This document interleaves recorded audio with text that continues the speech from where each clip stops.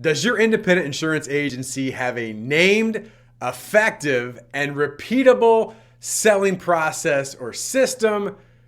Or does your agency resemble more of a one-man band? My name is Brent Kelly. Welcome to the Agent Leader Podcast. I appreciate you being with me.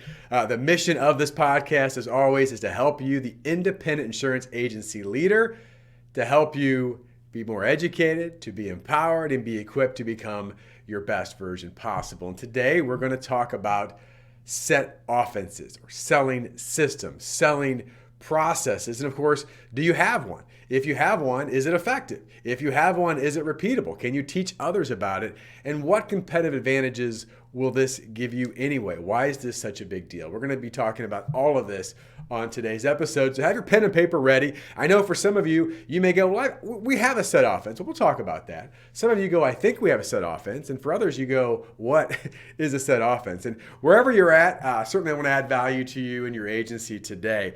You know, just the simple concept of this, I think you can probably all grasp this, is that, imagine a team sport.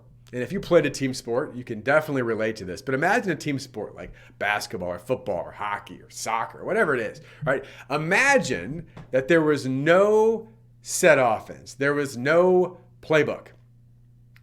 You just went out to the field or the court or the rink and you just kind of started playing, right? Kind of like when you were a kid, right? You get there and go, okay, you go over there and you go over there and I'll find you there. And by the way, you still play the game, you just don't play it very well, right? There's a bunch of chaos. What about music, right? I mentioned one-man band, but imagine an orchestra or a concert band or a concert choir that never practices or goes off sheet music or a score. They just get up and kind of all do their own thing. That would be chaos. In fact, I got to share with you, I've got this on my phone. I'll play the video. Of course, you'll hear the audio from a Christmas concert. This is a kid's Christmas concert. I thought this was great. This reminds me often of what we're going to be talking about today with agencies and this one-man band. That maybe you've got a talented producer, right, for example, on your team who can go out and do things pretty well. But when you try to integrate an entire team around it without a playbook, without a process, without a plan, maybe it sounds something like this. So have a listen.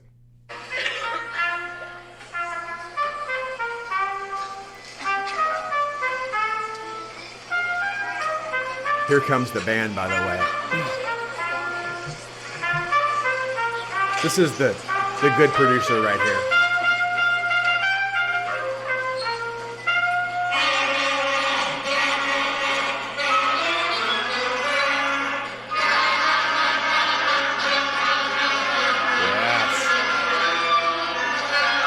Beautiful, right? Beautiful. Of course not. Hopefully had a little chuckle with that. By the way, as a father of 5 kids, I've been through, I can't even count how many holiday/Christmas concerts over the past years, and they're entertaining to say the least. But I wanted to share that with you. I thought that was funny because again, you got this trumpeter that's playing along, sounding pretty nice, and then we integrate the entire team, and not so good. Right? Not so good. So let's talk about this. I want to start off and I want to share a little bit. Why does this happen, right, in the first place? And again, maybe your agency, you do have some sort of set offense. Again, we're going to talk about ways to improve that and some of the impact. But for agencies that maybe they're inconsistent with a set offense or they simply don't have one at all, there's no unique selling process or unique selling system, why does it happen? Well, I think the first thing, I'm going to give 3 specifics or 3 questions, I guess, to think about this. But I think a lot of it happens based on what I just shared on the music there. The fact that oftentimes you will have an agency, especially smaller agencies or growing agencies, that have a top producer or maybe a couple producers who are very good, right? They're talented. They're skilled in different ways. They work really hard. And what happens oftentimes is that those producers or a producer becomes the sales leader or a de facto sales leader or a part-time sales leader because, well, you sold the stuff pretty well, so now why don't you teach it to others, right? And it makes some sense, right? In the sense of, well, obviously if you've done it, you now can help other people achieve it as well. But let's face it, oftentimes the best producers are not very good coaches. And it could be for a lot of reasons, right? And there's exceptions to this, but just, again, think with sports for a little bit, right? Think about sports. There have been some really, like the best of the best athletes and players who quite frankly were terrible coaches. Right? Now, there's been some exceptions to that. There's also been some very average players who've been great coaches, right? So why do I say this? Well, because just because you can go out and do something really well doesn't mean you're hardwired, designed, effective, efficient in developing systems, processes, and to be able to teach and train others and hold them accountable to doing it, right? In fact, oftentimes with some of the best producers, and you ask them like, well, how did you do it? They sometimes don't even know, right? They're just really good at it. They're really good at selling insurance. And you'll say, well, how did you do it? I mean, maybe they can explain some things, but it's just like, well, I just did what I did. I just did it. I just did stuff, right? So why don't the other people do it like I did it? Well, because they're not like you, right? So that's one of the things that happens. And oftentimes we have producers who start off, right, producing, and next thing you know, they're running or leading a team, and that's not what they started doing, right? So there's some disconnect there. That's a whole separate podcast I could do, but I wanted to set that up because I do think that's a big part oftentimes of what we see with agencies. I also think these three other things that I want to share here, and these are kind of higher level thoughts, but I'll break them down, also are very powerful reasons why many agencies don't have a true named, effective, repeatable selling system or process. And here's number one. If you're taking notes, here's number one. Again, maybe you relate to all three of these, maybe you relate to one of them, maybe you relate to part of them, whatever. But here's number one is they don't really want to. They don't really want to have a selling system or a process or a set offense. And again, by the way, if you don't want to, you don't have to. I get that. But oftentimes the reason why they don't want to is because, well, we have a way that we do it that's very transactional and we're okay with it. We don't really want to do some of this unique stuff out there, have a unique system. We're going to do, as we talk about at Sitkins, the look, copy, quote, pray process, which is we're going to look at your policies. We're going to copy what you have. We're going to get some quotes from our carriers, and then we're going to pray that you go with us or pray that you don't take this back to your current agent, right? It's a quoting and floating mentality. It's a transactional philosophy. And for some agencies, although I would say very few of the independents do this well, quite frankly, most of them don't. But for some of them, maybe they do okay. But most agencies, they struggle with this. But it's their way anyway, right? That's how we do it. So we're not going to change it. So why would we want to go through a set offense or a different way when at the end of the day, it's about quotes anyway, right, Brent? It's about quoting business. As many quotes as we can get, then the more opportunities we're going to have. And of course, the term that I said earlier is that they're quoters and they're floaters, right? So that's the first reason that jumps out. Number two is that we don't have to. Now, this kind of goes in conjunction with number one, but we don't have to, meaning that even if we don't have a set offense or a selling system or unique way of doing things that we can integrate throughout our entire agency, whether it's 2 people, 20 people, or 200 people, we don't have to because guess what? We're doing okay. We're doing okay. And we've seen this for a long period of time, right? I mean, the great thing about the independent insurance agency business is that if you put some time and effort into this, right, you're going to do okay. You are. It's a great business. It's a great business model. But part of this is that, especially in today's world, in particular the last year or two, and I think it's we're going to see in the coming year, is that we can be fooled very easy, especially today. There are some agencies right now that are doing pretty well, or they're looking and going, we're doing really well. Like we've had exceptional organic growth. But when you factor out a couple things, number one, market conditions, when you take out the rate that's being increased right now in this hard market. And then you take out inflation, which we know has been a real problem, right, in the last year or so. You take out market and inflation, all of a sudden, you realize maybe it's not so good. And it reminds me of the Warren Buffett quote that I love. When the tide rolls out, we'll find out who's been swimming naked. Right? When the tide rolls out, we'll find out who's been swimming naked. And I don't say that as a fear monger or any of that, but just a matter of fact. I mean, if you listen to this podcast, go back and find an episode. I don't have the exact number, but I interviewed Harrison Brooks of Reagan Consulting, and he talked about that specifically. They look at numbers all the time. In fact, he said in many cases, the numbers would actually be negative growth if you factor out market conditions and inflation. So we just need to be aware of that. But many agencies will just say, well, I don't have to have a set offense because, again, we're doing okay without it. And then number three, I think this is probably where most agencies stand, whether you don't have any system as of today, or maybe you have one and you've been sporadic, or it's just still not been integrated throughout the agency, is the frustration is this. Here's the question or the thought. We don't know how. Like we don't really know how to do it at the highest level. Because it's one thing to say this is our agency plan or process. Like, this is it. Let's write it down on paper, for example, right? That's great. That's a huge step. It's another thing to be able to teach and train producers, for example, to do this, to utilize it, right? To make it more effective and to continue to work and refine it and get better at it and go back and practice again, right? Because let's face it, agencies are really good at selling insurance. They're not very good, for the most part, of developing people, of training people, right? In this particular context, right? Because it's not their unique skill set. It's not what they do. That's why we exist, right? We help educate, empower, and equip agencies to do some of these things. In fact, yes, this is a shameless plug, but it's a reason why I share it, because it's one of the most important things that we do and we help agencies with. In fact, this past year, in January, it was released officially. Been working on it for a while. We released an entire sales playbook for all of our agency partners. Right? Those that are part of the best version possible experience that work with us on an ongoing basis have access to a sales playbook, and it walks you through A to Z, right? All through the phases that we talk about. In fact, it's integrated with tools and resources. So there's links to videos to learn how to do things better or to understand the concept better. There's resources that are attached with forms that you can utilize. So everything is built in, and quite frankly, a lot of agencies would like to do that. They just go, we don't have the time, effort, and energy to do that, right? At that level. So having a sales playbook is critical. So if you don't know how, I'm going to give the shameless plug, find someone like Sitkins. And we believe we do it at the highest level with agencies. We love what we do to help agencies have something they can utilize. So to take the next step of this, if you don't have a sales playbook, what are you missing? If you don't have a set offense, a unique selling process or proposition or system, or whatever terms you want to use, right? But something that your team can rally around.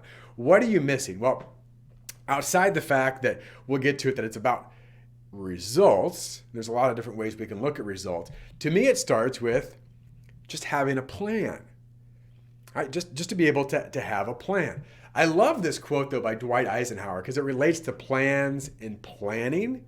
And I think it's really important when in terms of a sales playbook.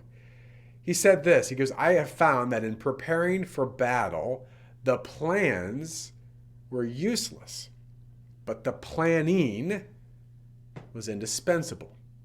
Now think about that. Now he's talking about this in terms of battle, right? In war, that you could have the best plans, but things change. It's not necessarily the plans. The plans are good. It's the planning that makes the difference. That we're sitting as a team, for example, for an insurance agency or a group of sales professionals and producers, and we're talking about planning. Why? Because we have the plan, so we can do the planning around it. And it certainly makes a huge difference. And by the way, when you get into that, just like, again, I'm going to use sports one more time because it's my frame of reference that I can understand. When we would go in and look at a set offense, for example, in football, right? Like we would have our playbook and we would practice off the playbook, which I'll get to in a minute. But when we have our playbook, not every play went according to script, right? I mean, you write every play for a touchdown for the most part, right? I mean, that's the goal in football, right? Why would you write a play and go, well, this play is designed to get 1.5 yards? I mean, maybe you get some short yardage plays, right? But I mean, like, it's designed to make a big play. Not every play, as we know, is going to be a big play, but the planning was indispensable. So when things happen, you're prepared and you're able to take action, which leads, by the way, to my next one of why this is so important and what you're missing if you don't have a set offense or a playbook is preparation. It definitely gives you a competitive advantage, right? When you have this, it gives you something to prepare for. We talk about preparation as the ultimate competitive advantage. One of the things that we love in working with agencies is that they prepare at much higher levels, at deeper levels, whichever way you want to look at it. They're more prepared. And because of it, they have a competitive advantage out in the marketplace. Also, it allows you to practice. These all lead together, right? This all makes sense. But here's what I found. It's really hard to practice winging it, right? Like, how do you practice if you have one producer who's got their own thing they've kind of done and they go, I don't know. Practice that. Practice what? Not just practice what I did. What did you do? I don't know. Just do it. Right? It's really hard to practice that. So to be able to have skills that are being built around practice is critical. Oftentimes I'll talk to producers and agencies. I'm like, what skills are you working on developing? Huh? What skills are you currently developing to be better in 3 months, 6 months, 9 months, 1 year, 2 years from now? the skill of selling insurance. Yeah, but how are you building specific skills to do that? Right, you get the point. Right, you get the point. So practice is critical. And then, of course, it all comes down to performance, right? You always say that, what you see when the lights are on, right, so to speak, is all derived from what happened when the lights were off. And this comes back to the planning, the preparation, the practice. It leads to greater performance. It leads to more wins. It leads to better results, right? Better results. And I'm going to add one to this as well. It also helps you be able to debrief, learn from. You're not going to win every time, even with great plans and planning and practice. You're going to win more, but it also gives you something to debrief on, to learn from. Here's a problem we see without having a set offense or a plan or any of these systems I'm talking about, is that you lose an opportunity and you never really know why. I mean, maybe you do, but you're guessing sometimes, right? When you have a plan and a process, you go, in this area, we didn't do the things that we normally do. We missed an opportunity here, right? And we're able to fine tune those things. It makes a huge difference, of course, in your performance. And I'm going to give a bonus. This one is so critical. I've talked about this in different areas in the podcast. But this idea that we know that finding, developing, keeping our best talent is not easy. Right? The analogy that I think is very relevant for all my college sports fans out there is the fact that we've got recruiting and now NIL, name, image, and likeness in college recruiting. What does that mean? Well, it means, first of all, we got to go out and recruit still. We got to find the best people and give them a reason to come to our school, in this case, our agency. But we also have NIL, meaning that some other agencies are going to start offering them more money. They're going to want to take and poach our talent.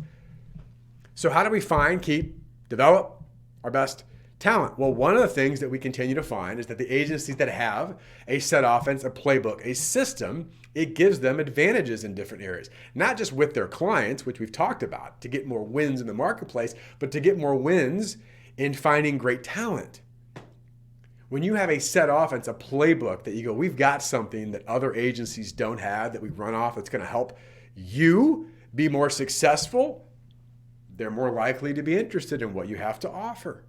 When you've got producers on your team and they're being poached and someone says, hey, listen, I know you've been with them for a while and all this, but we got all these, there's resources in their markets, but we also have some unique systems and a playbook that helps us stand out, that gives you a competitive advantage. Would you be interested? You can win more sales. You can make more money. Come with us, right? So, there's a lot more to this, I understand, but the bottom line is it gives you a competitive advantage in the marketplace, competing not only on writing accounts, but in finding, keeping, and developing the best people. Bottom line is this. We could go a whole lot deeper in this. Bottom line is this, is that if you're looking for a differentiator in your agency, now again, I said at the beginning, if you've got no playbook at all, well, let's see where we can get started. If you've got something that hasn't been consistent, it's been an idea, it's been a thought, but it's never been executed, what's next for you? And if you've got one that's working really well, I would just say this seems pretty obvious. Don't forget what's working. Don't lose momentum in this area, because one of the things that can happen, we always joke about this in our programs, is that has anybody ever done something so well that they stopped doing it? Right? We've seen agencies, we were using a playbook. We have agencies that were with Sitkins Group years ago. Oh yeah, we used to run those playbook and this offense. And I remember back when Roger, he talked about his 10 great plays and oh man, we were killing it. We were doing great. And then we just kind of stopped doing it. And it's, we thought we'd be okay. And we'd like to do that again. Right? So stay consistent, right? Keep your momentum if you have it. Also, as a reminder, I've mentioned this in a few podcasts, we want to give you all a tool and a resource that's super simple for you as an agency leader or your agency team to look at. If you go to sitkins.com/scorecard, so sitkins.com, that's our website, by the way, /scorecard, they'll take you to a scorecard, a 10-question survey to rate your agency to see where do you sit. Are you in the green? Are you in the yellow? Are you in the red? And no, there's not any trick questions. We've had some agencies already. A lot of agencies start to take this. I'd love to see where they're at. And then we'll give you a report right away. And you can see where you stand to give your agency, to give yourself more awareness and clarity in the marketplace. So thanks again for listening. Go create that set offense, run the set offense, own your set offense, and go out and make a true difference, get those results you're looking for. With that, I appreciate you listening. I wish you all the best and your success. Go be that best version possible. Thanks.